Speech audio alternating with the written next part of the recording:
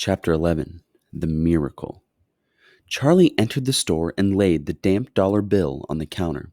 "One Wonka's Wimple Scrumptious Fudge Mellow Delight," he said, remembering how much he had loved the one he had on his birthday. The man behind the counter looked fat and well fed. He had big lips and fat cheeks and a very fat neck. The fat around his neck bulged out all around the top of his collar like a rubber ring. He turned and reached behind him for the candy bar. Then he turned back again and handed it to Charlie. Charlie grabbed it and quickly tore off the wrapper and took an enormous bite. Then he took another and another. And oh, the joy of being able to cram large pieces of something sweet and solid into one's mouth. The sheer blissful joy of being able to fill one's mouth with rich, solid food. "You look like you wanted that one, Sonny," the shopkeeper said pleasantly. Charlie nodded, his mouth bulging with chocolate. The shopkeeper put Charlie's change on the counter. "Take it easy," he said.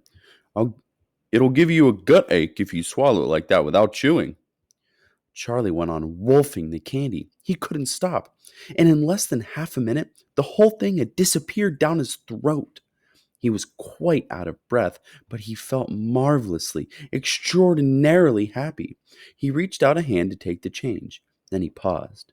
His eyes were just above the level of the counter. They were staring at the little silver coins lying there. The coins were all dimes. There were 9 of them altogether. Surely it wouldn't matter if he spent just one more.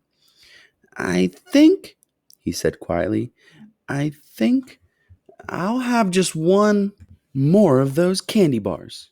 The same kind as before, please." "Why not?" the fat shopkeeper said, reaching behind him again and taking another Whipple Scrumptious Fudge Mellow Delight from the shelf. He laid it on the counter. Charlie picked it up and tore off the wrapper. And suddenly, from underneath the wrapper, there came a brilliant flash of gold.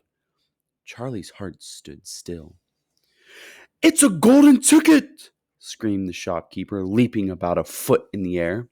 "You've got a golden ticket! You found the last golden ticket! Hey, what do you know? Come and look at this, everybody! The kid's found Wonka's last golden ticket! There it is! It's right there in his hands!"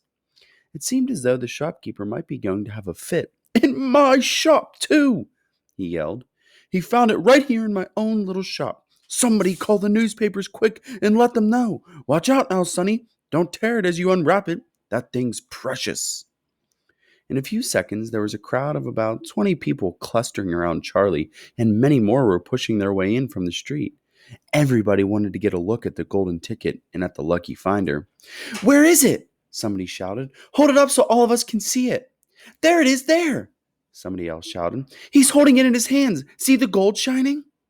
"How did he manage to find it, I'd like to know?" a large boy shouted angrily. 20 bars a day I've been buying for weeks and weeks." "Think of all the free stuff you'll be getting too," another boy said enviously. "A lifetime supply." "He'll need it, the skinny little shrimp," a girl said, laughing. Charlie hadn't moved. He hadn't even unwrapped the golden ticket from around the candy bar. He was standing very still, holding it tightly with both hands while the crowd pushed and shouted all around him. He felt quite dizzy. There was a peculiar floating sensation coming over him, as though he were floating up in the air like a balloon. His feet didn't seem to be touching the ground at all. He couldn't hear his heart thumping away loudly somewhere in his throat. At that point, he became aware of a hand resting lightly on his shoulder. When he had looked up, he saw a tall man standing over him. "Listen," the man whispered. "I'll buy it from you. I'll give you $50. How about it, huh? And I'll give you a new bicycle as well, okay?" "Are you crazy?" shouted a woman who was standing equally close. "Why, I'd give him $500 for that ticket. You want to sell that ticket for $500, young man?" "That's quite enough of that," the fat shopkeeper shouted, pushing his way through the crowd and taking Charlie firmly by the arm. "Leave the kid alone, will you? Make way there, let him out." And to Charlie, as he led him to the door, he whispered, "Don't let anybody have it. Take it straight home, quickly, before you lose it. Run all the way and don't stop till you get there, you understand?" Charlie nodded. "You know something," the fat shopkeeper said, pausing a moment and smiling at Charlie. I have a feeling you needed a break like this. I'm awfully glad you got it. Good luck to you, Sonny. Thank you, Charlie said, and off he went, running through the snow as fast as his legs would go. And as he flew past Mr. Willy Wonka's factory, he turned and waved at it and sang, I'll be seeing you! I'll be seeing you soon! And 5 minutes later, he arrived at his own house.